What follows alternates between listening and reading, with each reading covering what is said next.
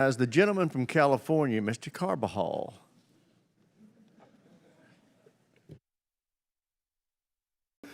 Thank you, Mr. Chairman, and thank you to all the witnesses here today, answering the good questions and the silly questions.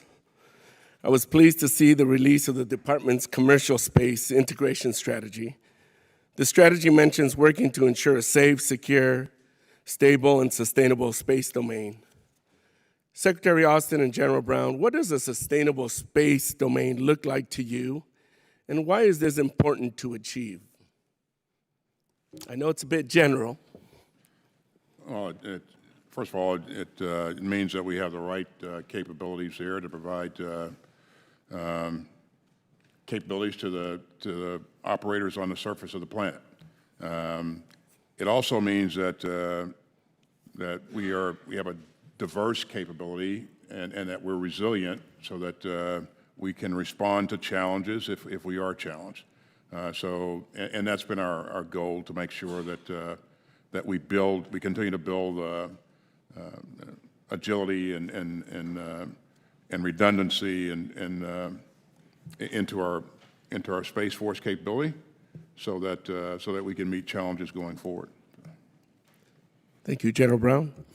I would add to, not only for our military capabilities for us to be able to do military operations, but it's also how we protect our national interest in having that capability in space to deter activity, but also prevent and respond, because it impacts not just our military, but how we are able to communicate, how we do our economic transactions, and many other areas that are important to our security and the things that we do as a nation. Thank you. Secretary Austin, within the commercial space integration strategy, 13 mission areas in national security space are identified. 6 are identified as primarily government, 6 is hybrid, and just 1 is primarily commercial, which is space access, mobility, and logistics. How do you see opportunities within the hybrid and primarily commercial mission areas growing for commercial space companies? Well, in terms of opportunities in the commercial sector, for us to work together with the commercial sector, we account for that in our strategy, and we need to do more to leverage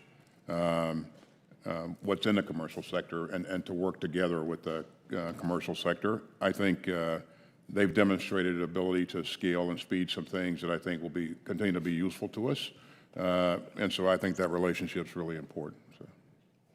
Secretary Austin, I appreciate you acknowledging in your written testimony the department's failure to generate a clean audit opinion as an issue.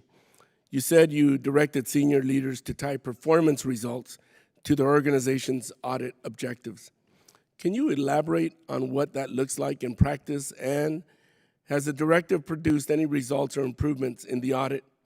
And what other steps are you taking to provide oversight of taxpayer dollars?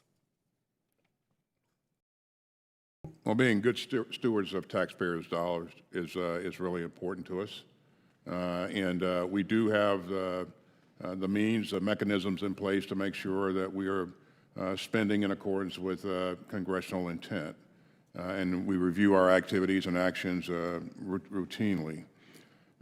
In October, I published a memo to DOD and emphasized the importance of reaching our goal of having a clean audit in the future. And we recognize that there are a number of things that we need to do between now and then to achieve that objective. But leaders need to be focused on this and invested in this. And so for that reason, I think it's important that, as leaders are rated going forward, they get feedback from their supervisors on whether or not they're being supportive of the overall objective. You either are or you're not. It's pretty clear. It's a fact. And if they're not, then we need to design those steps that we need to take to make sure that we're coming close to meeting our objectives. But this is really important to us. Undersecretary McCord and I have worked together hand in hand on this for some time, and we're both committed to making sure that we get a clean audit going forward. So. Thank you, Mr. Chair. I'm out of time. I yield back.